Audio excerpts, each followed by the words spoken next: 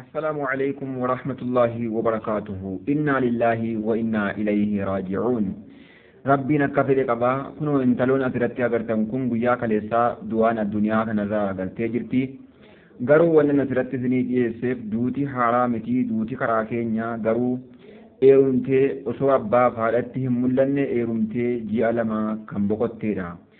Kanaaf obboleeyyan keenya wanni gadda guddaa nutti taheef maqaan siidhaa Hakiimaa Geetaachoo jedhamti. Eega eerumtee ji'a lama abbaa fi haati qodaa adda addaa bitanii fi akkuma eegaa jedhanii guyyaa baallamanitti osoo wantoota isaan weelkaalee bitan san mi'a mana keessaa bitanii osoo guyyaa qabanii jiranii akkasumaan guyyaa kaleessaa akkuma mattuu godina Iluu Abbaa Biraatti kan isiin boqotte guyyaa kaleessaa qabamtee guyyaa kaleessaa lubbuun isii dabarteetti addunyaa kanarra.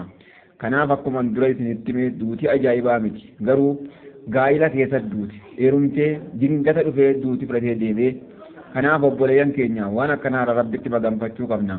Haadhaaf abbaan weelkaalee qodaalee isiidhaa qopheessan kana boollatti naqan immoo eessa kaa'anii wanni gadda guddaa namatti ta'u maali yoo jettan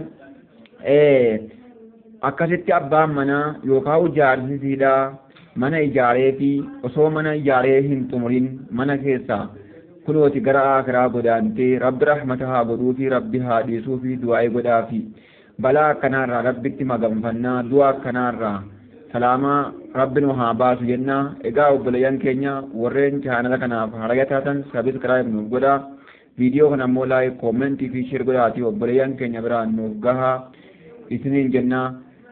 Egaa obboleeyyan keenya godina Iluu Abbaa Booraa aanaa Bachoo ganda Damboo jedhamu keessatti taateen kun guyyaa kaleessaa awwaalcha irra oolameeti jira jechuudha.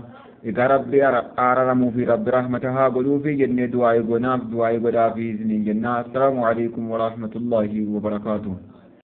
Egaa obboleeyyan keenya duutii haaraa miti duutii karaa keenya kanaaf du'a yaadachuu qabna du'a heddummeessuu qabna. Ergaa rabbi alayhi salaatu wassalaam maal jedhee aksiruu zikra haazimi laddaat isii mi'a jiruu kuttuu taasisan yaadachuu heddummeessaa baay'isuu yaadachuu heddummeessaa jee. Kanaaf yaadachuu qabna du'a ammaaf amma qalbii keessa keenye yaadachuudha qabna irraanfachuu hin qabnu isiniin hin jechaa.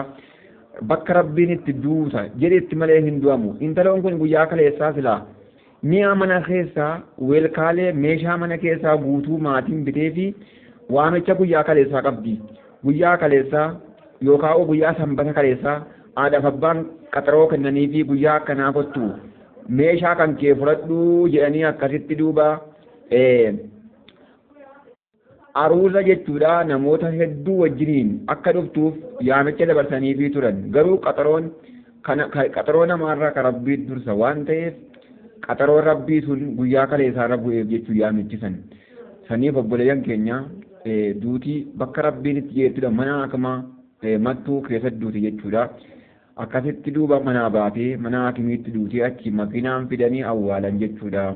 Kanaaf duutii ajaa'ibaa miti duruma jira kan isii garuu kan akkanaa kana takka argee hin beeku takka argees hin beeku dhagayees hin beeku garuu ajaa'iba nutti ta'e kanarraa rabbitti maganfannaa. Warreen shamarran keenya hunduu kanarraa rabbitti maganfadhaa isiidhaaf immoo araarama kadhadhaa isiniin jechaa.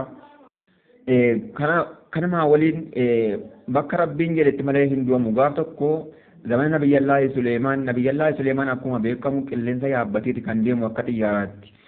Gaaf tokko malakul mawtiin nabi Suleemaanii wajjin namicha tokko walgahii geggeessaa jiranii osoo taa'aa jiranii malakul mawtiin gurbaa tokko ijarra dhaabbatee ilaalaa ture. Akkasitti eeganaa malakul mawtiin deemnaan namicha Azraayilii reefuu san ni shakkee jeen maaliif jennaan na fuudhuun oolu jennaan maaliin sii godha maaliin si gargaara jennaan qilleensa na ajajii hindiin deemaa jeen. Akkasi qilleensa yaabbachiisee hindiitti ergee qilleensa ajajee fi eega namichi deemee booda nabi Suleemaaniin malakul mawtii argee namicha reefuu sana maaliif akkasitti ilaalti jennaan bar hin ajaa'ibe bar rabbiin lubbuu isaa biyya hindiitti keessaa fuudhinaan jedhe ganaa asii ka'ee ji'a meeqa deemee biyya hindii inni dhayinaan lubbuu keessaa fuudhaa jeen. Saniif ammaa wachittiin deemaa jira jeen garuu rabbiin hikmaa beekumsa isaatiin ولا تدري نفس بأي أرض تموت أكما جان لبون بكت دود هم بيت أكما جان أكاسي قدان سيدا متو ستهجت ربي رحمتها قدوف ربي ها أرى رموف إسنين جنة. السلام عليكم ورحمة الله.